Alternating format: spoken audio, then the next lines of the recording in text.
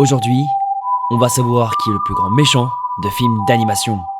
Et tout ça c'est grâce à vous en ayant voté sur Instagram. Donc merci beaucoup. Et maintenant, on est parti pour savoir qui est le plus grand antagoniste des films d'animation. Drago Point Sanglant de Dragon 2. Un homme cruel, impitoyable, dont le but principal est de conquérir le monde avec une armée d'hommes et de dragons. Il est craint par tous car il arrive à contrôler les dragons, ce qui fait de lui un personnage très puissant. Il manipule même Croque-Mou pour envoyer une explosion de Phasma pour tuer Harold, mais Stoik, son père, viendra se sacrifier pour le sauver. Contre Drago, nous avons Jafar de Aladdin, un physique digne d'un grand méchant. Un homme sans pitié, prêt à tout pour être le sultan et contrôler le monde grâce à son génie du mal. Il a manipulé Aladdin sans remords et n'a pas hésité une seule seconde pour le tuer pour ainsi récupérer la lampe. Il a aussi forcé Jasmine à l'aimer en utilisant le pouvoir du génie. Il est même devenu pendant un court instant un génie aux pouvoirs cosmiques phénoménaux. Qui remporte ce premier affrontement? Jafar s'impose dans ce duel et pour moi c'est pas du tout une surprise. Tai Lung de Kung Fu Panda 1, tout simplement détenu dans une prison hautement sécurisée, remplie d'une armée de gardes. Dite impossible à s'en libérer. Tai Lung n'a eu besoin que d'une plume pour se libérer, une simple plume. Rien de plus banal, mais suffisant pour se sortir de ce piège qui l'immobilisait. Ensuite, Tai Lung a totalement humilié l'armée entière, pourtant bien organisée. Par la suite, il ira battre les 5 guerriers avec une facilité déconcertante. On aurait dit un pro qui se bat contre des enfants de 5 ans. Regardez Tigresse se faire battre à plat de couture. Puis Tai Lung ira défier Maître Shifu avec une haine énorme, une envie de le briser sans pitié. En face, nous avons Cruella d'Enfer des 101 Dalmatiens. Une méchante qui est prête à tuer 99 chiots dalmatiens juste pour récupérer leur peau pour se créer un manteau aux fourrures. La cruauté de cette personne est tellement forte à tel point que son nom lui va parfaitement. Allez, découvrons les résultats. Nette domination de Tai Lung qui peut aller très loin dans ce tournoi. Lotso de Toy Story 3. Une peluche en forme d'ours parfumé à la fraise, mais c'est impossible qu'il soit méchant. Eh bien, il cache bien son jeu. Son regard où il abandonne Woody et les autres sur le tapis de l'incinérateur pour tout simplement les tuer, alors que ces derniers venaient de l'aider, est totalement digne d'un méchant machiavélique. Il sait jouer double jeu et surtout, il n'a aucune pitié. Contre lui, nous avons Ernesto de la Cruz de Coco. Vu comme un grand chanteur et musicien par tout le monde, tout porte à croire que ce personnage est fort sympathique et amène de la joie de vivre. Eh bien pas du tout, car son succès il le doit à Hector, le véritable arrière-arrière-grand-père de Miguel, qui l'assassinera pour pouvoir s'attribuer le mérite de sa musique et avoir sa gloire. Aucune pitié. En plus de ça, il essaie même de tuer Miguel dans le pays des morts. Oui, il essaie de tuer un enfant vivant, alors que lui, il est déjà mort. C'est pour vous montrer la haine du mec quand même, enfin genre, zéro pitié hein. Regardons ensemble les résultats.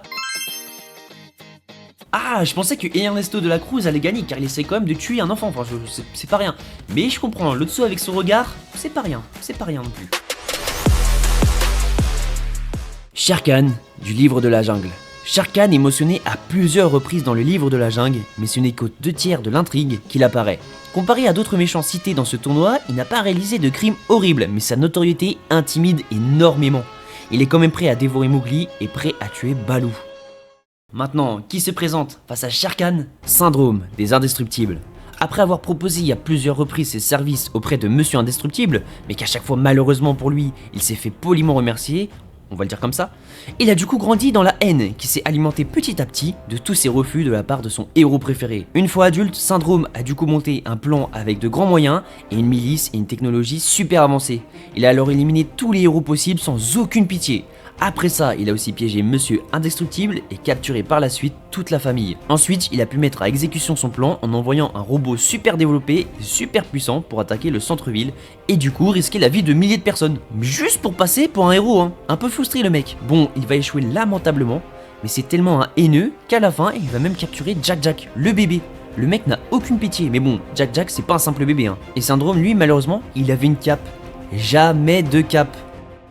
Qui gagne ce duel? C'était serré, mais Shere Khan se qualifie pour le prochain tour.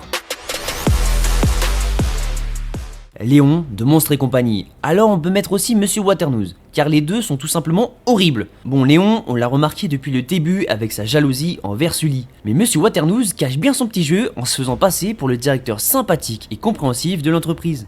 Au final, les deux sont prêts à torturer une enfant en utilisant l'arracheur de bruit. A noter que Léon a quand même tenté de tuer Sully en se rendant invisible pour l'étrangler. Le mec est prêt à tout pour réaliser ses fins. En face, nous avons Scar, le roi lion, le méchant qui a traumatisé toute une génération. Une voix sombre d'antagoniste. Accompagné de ses hyènes, il est démoniaque. Prêt à tout pour être au pouvoir, il a mis en place un plan pour tuer son propre frère Mufasa. Au bord de la mort, il supplie Scar de le sauver. Mais ce dernier, qui n'a aucune pitié, le regarde droit dans les yeux avec un sourire vicieux et vient lui planter ses griffes directement dans les pattes en lui disant cette phrase: Longue vie au roi. Avant de lui ôter la vie sous les yeux de son fils. Une scène qui marquera à tout jamais une génération entière. À la fin, il est même prêt à tuer Simba, son neveu. Qui sort vainqueur de cet affrontement? Bah oui, logique, Scar qui écrase son opposant sans aucune pitié. Y a aucune surprise là-dedans. Hadès de Hercule. Hadès est un dieu, mais un dieu avec de mauvaises intentions. Donc déjà, ça commence mal. Il veut renverser Zeus et régner sur le mont Olympe. Il essaye de tuer Hercule en envoyant un cyclope ou encore le Cerbère. Le mec est puissant quand même. Il a manipulé Hercule grâce à l'amour qu'il avait pour Meg pour lui enlever tous ses pouvoirs. Au final, Hercule se sacrifie et récupère une force divine qui le rend immortel et élimine Hadès. Après, pour défendre Hadès, c'est chaud de battre un mec avec des pouvoirs divins et immortels. Contre Hadès, nous avons Mergotel de Réponse, une méchante femme tout simplement, car elle a capturé Réponse toute petite au bras de sa mère juste pour profiter du pouvoir de ses cheveux qui lui ont permis de conserver sa beauté et sa jeunesse. Bien sûr, elle n'a pas dit un mot de cette histoire à Réponse et lui a fait croire depuis toute petite que c'était elle sa mère. Comme une bonne mère horrible, elle ne donne aucune liberté à Réponse en lui interdisant de sortir dehors. C'est une psychopathe tout simplement, le genre de personne qui passe dans les séries Esprit criminel par exemple. Qui remporte ce duel? Victoire de Hadès en toute tranquillité. Frollo du bossu Notre-Dame. Ce méchant est tout simplement un gros raciste. Car oui, au début du film, il provoque la mort de la mère de Quasimodo en la coursant car il pensait qu'elle avait volé quelque chose car c'est une Rome, alors qu'elle protégeait seulement son bébé. Puis ensuite, il a voulu se débarrasser du bébé en le balançant dans un puits. Le mec n'a aucune pitié. Durant tout le film, on peut même voir qu'il a un mépris énorme contre Quasimodo qui le rend encore plus méchant. Puis tout ce qu'il fait en mal, il dit que c'est la volonté de Dieu. Le mec il pense à un glitch qu'on va tout lui pardonner, mais c'est un malade. Contre lui, nous avons Shan Yu de Mulan. Ce méchant fait tout simplement peur. Il est effrayant et imposant physiquement. Il est chef de l'armée des Huns, responsable d'un génocide de masse et d'un chaos général dans toute la Chine.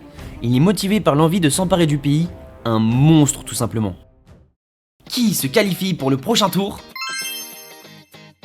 Victoire de Shan Yu, qui pour moi a ses chances de remporter le tournoi. Le loup, la mort du chapeauté.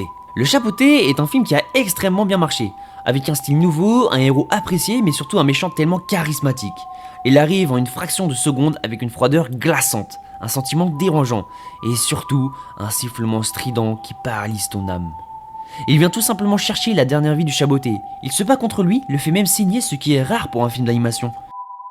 Le chapeauté réussit à s'échapper, mais on comprend que ce n'est que du temps gagné avant l'échéance, car rien ne peut arrêter ce loup. Car ce loup est la mort elle-même. Personne ne peut lui faire changer d'avis, personne ne peut le dissuader, personne ne peut l'arrêter. Ce loup est le destin d'une vie, ce loup est la fin. En face, nous avons la méchante reine, Blanche-Neige. J'étais obligé de mettre la méchante du premier long métrage d'animation de Disney. Alors ça va être rapide, elle est prête à empoisonner mortellement une femme juste parce qu'elle est plus belle qu'elle. On est sur un niveau de jalousie énormissime là madame, faut aller consulter. Mais c'est pas tout, car avant de s'occuper elle-même de Blanche-Neige, elle a carrément engagé un chasseur. Ce dernier devait aller tuer la princesse et ensuite mettre son cœur dans une boîte. Elle a complètement pété un câble. Qui sort vainqueur de cet affrontement? Oui bon, sans trop de surprise parce que juste avec son sifflement, il atteint la finale. Jafar contre Tai Lung. Qui est le premier à se qualifier en demi? Je suis assez surpris du résultat parce que je pensais que Tai Lung il irait en finale facile. Mais j'ai sous-estimé Jafar et ça c'est une erreur. Lotso affronte Shere Khan. Qui sort vainqueur de cet affrontement? Ah ouais, là aussi je suis un petit peu surpris parce que Shere Khan je le voyais pas aller aussi loin. Mais c'est cool, j'aime bien quand il y a des surprises, j'aime bien ça. Scar fait face à Hadès. Qui remporte ce duel?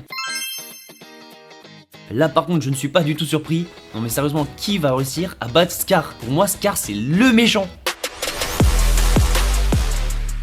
Shan Yu qui sera contre le loup, la mort. Qui est le dernier à se qualifier en demi-finale? Le loup sans trembler, il n'est pas là pour rigoler, il fait même peur aux méchants du tournoi carrément. Shere Khan contre Scar, qui valide son billet en finale. Pouah, l'humiliation c'est violent, mais je vous ai dit, Scar c'est le méchant. Jafar affronte le loup, la mort. Lequel des deux rejoint Scar en finale? Et c'est le loup qui se qualifie en finale. On va avoir un affrontement de dingue en finale, ça va être grandiose. Scar du roi lion. Le loup, la mort du chaboté. Alors, qui remporte le tournoi du plus grand méchant de film d'animation? Le loup du chapeauté remporte le tournoi, félicitations! C'était serré les votes, mais en même temps en face, c'était Scar quand même hein. Non, vraiment incroyable ce tournoi. Merci beaucoup à tous ceux qui ont voté, merci d'avoir regardé la vidéo. On n'oublie pas le petit like, le petit commentaire aussi pour me dire si vous êtes d'accord avec les résultats du tournoi. Merci infiniment à tous ceux qui s'abonnent, merci pour la force. Aimez-vous avant les autres parce que vous êtes plus important qu'eux, et si ça leur pose un problème, c'est pas votre problème. On n'abandonne jamais. Merci! Abonne-toi et ta vie sera plus belle. Même si elle est déjà car tu viens de regarder cette vidéo.